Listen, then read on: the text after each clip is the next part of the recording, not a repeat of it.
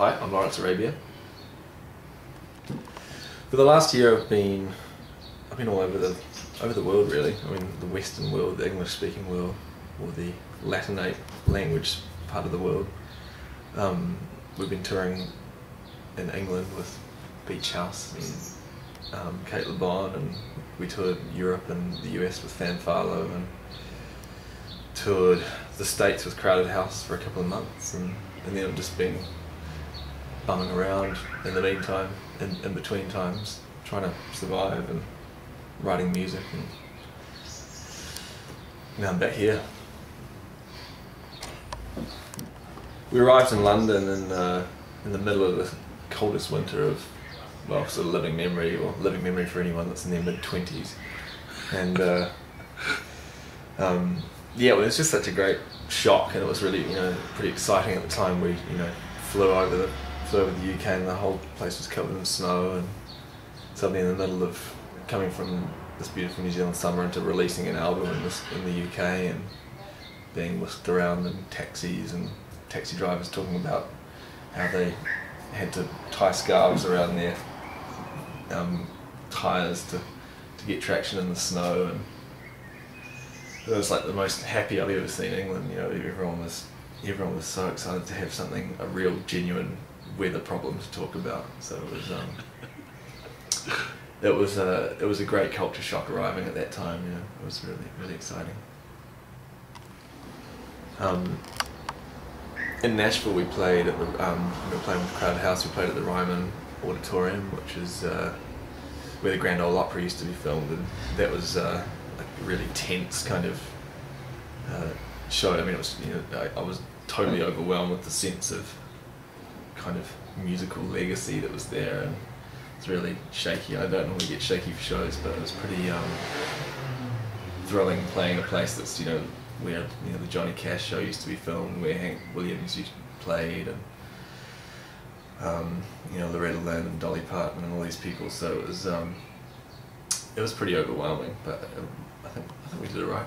It was sort of like a church, like the whole place has got wooden pews, and when the sun's setting, it's got stained glass windows, and so we're playing at 7 o'clock at night, and so the sun was setting and the lights are shining through these beautiful stained glass windows. So it was a sort of liturgical environment. It was pretty, pretty humbling.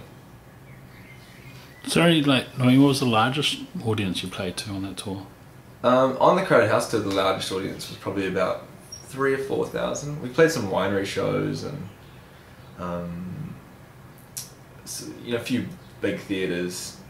We played Massey Hall in Toronto, and I guess theatres are around 2,000, kind of civic-sized theatres. Right. The biggest show we played on the whole tour was with Flight of the Conchords at Wembley Arena, which was capacity of 12,500.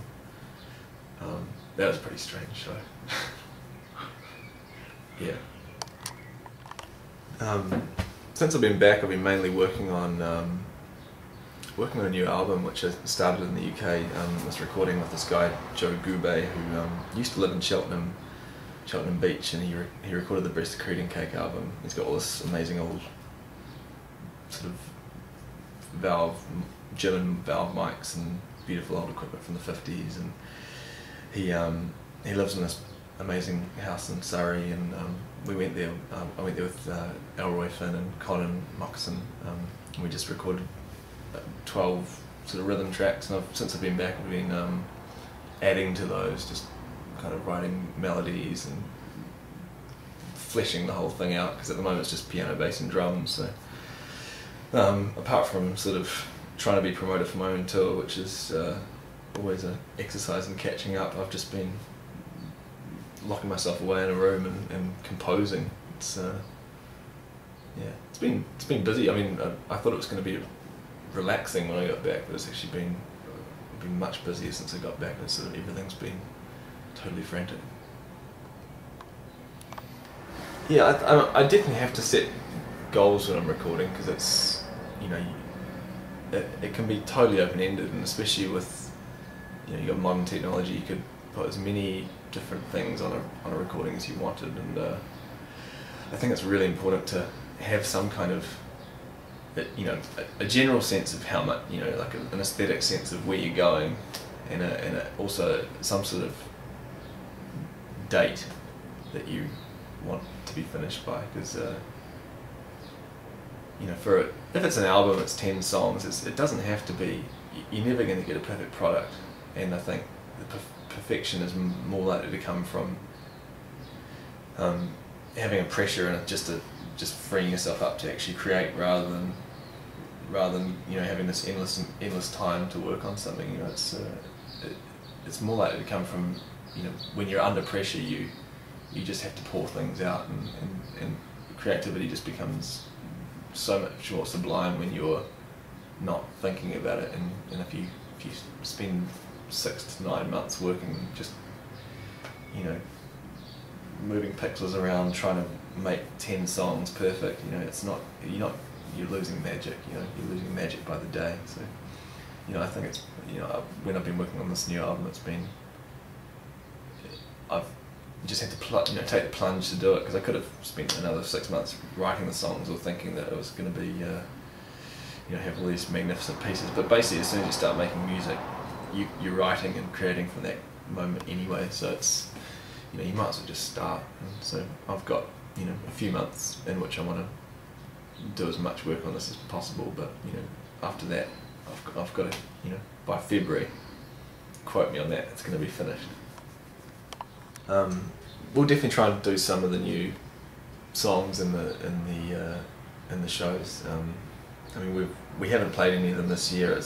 A lot of them were kind of completed over, you know, I started recording just before we went to New York. We did a couple of shows at CMJ, and we recorded just before then. So we haven't had a chance as a band to play those songs yet. So when everyone's back in the country, we'll start rehearsing a few of the new songs and kind of piece everything together, because we've been playing different sets, but we normally play half an hour set, but I guess we'll probably play 75 minutes or an hour and a half or something on this tour. So I mean, at least last tour we were playing like 22 songs in New Zealand, so we'll have to get back together and work out what the heck we're going to do. But you know, it'll be exciting, because I think we're all, you know, we got used to playing every day. You know, we played, I don't know, probably 100 or so shows this year, and you know, long runs. So we're all really used to just playing every night. So it's kind of weird having a big gap. And I think, you know, I imagine that everyone's as eager to start playing again as I am. I've, you know, heard a few murmurs among the prime ministers that everyone's pretty keen to get back on stage and play music. Who are the prime ministers? The prime ministers are Martin Keane on bass, Daniel Ward on drums, both from the Sneaks, and Hayden East on keyboard and percussion and acoustic guitar and vocals, and Thomas Watson from Cassette on trumpet and lead guitar and singing and bits and pieces.